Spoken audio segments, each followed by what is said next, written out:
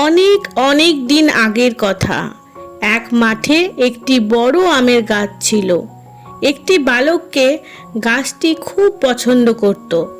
বালকটিও প্রতিদিন এসে গাছের চারপাশে খেলতো, গাছের ডালে উঠত, গাছ থেকে আম পেড়ে খেত, গাছের গুঁড়িতে শুয়ে তার ছায়ায় বিশ্রাম নিত।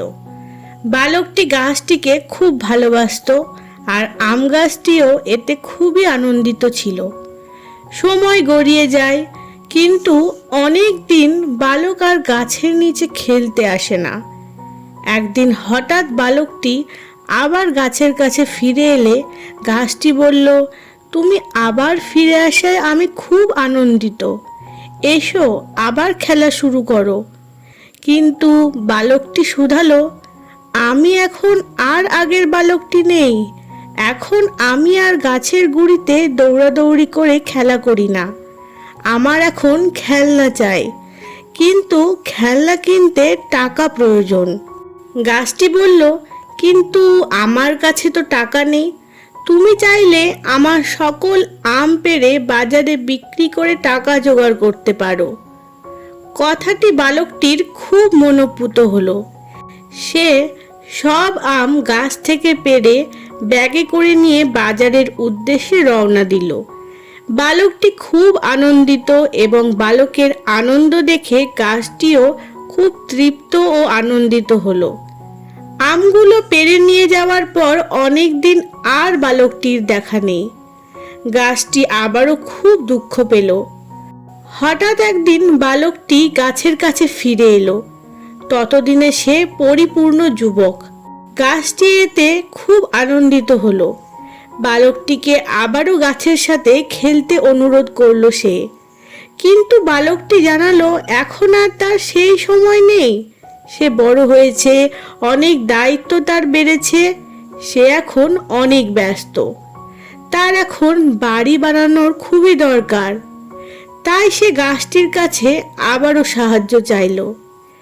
কিন্তু গাছটি জানালো তার কোনো বাড়ি নেই, তাই তাকে সাহায্য করতে পারছে না। তবে একটা বুদ্ধি দিয়ে গাছটি বলল, তুমি চাইলে আমার কিছু ডালপালা কেটে নিয়ে যেতে পারো, আর তা দিয়ে বাড়ি বানাতে পারো।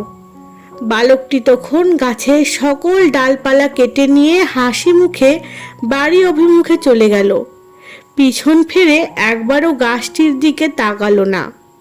বালকটির আনন্দে গাছটিও খুব আনন্দিত ছিল। এরপর অনেক দিন আর বালকটির দেখা নেই গাছের গোড়ায়। গাছটি আবারও একা হয়ে গেল। অনেক দিন পরে হঠাৎ এক গ্রীষ্মের তপ্ত দুপুরে সেই আম গাছের গোড়ায় বালকটির আগমন। এখন তার অনেক বয়স হয়েছে। জীবনের ঘানি টানতে টানতে সে ক্লান্ত হয়ে পড়েছে। গাছটি বালককে দেখে খুব খুশি হলো।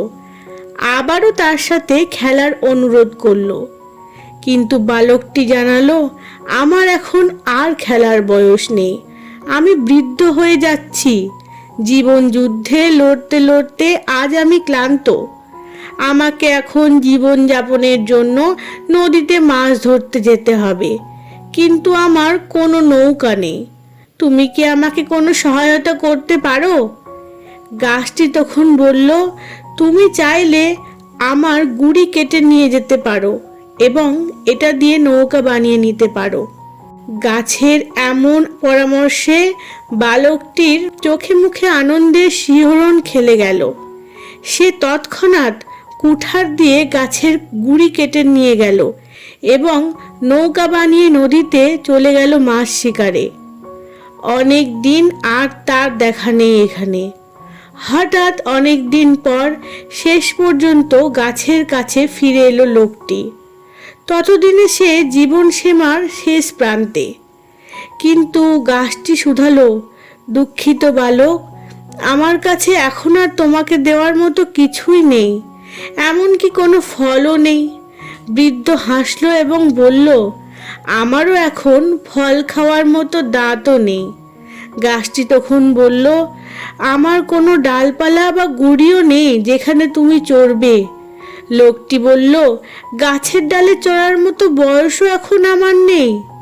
গাছটি বলল, সত্যি এখন তোমাকে দেওয়ার মতন আমার আর কিছু অবশিষ্ট নেই, শুধু মৃতপ্রায় মূলগুলো ছাড়া।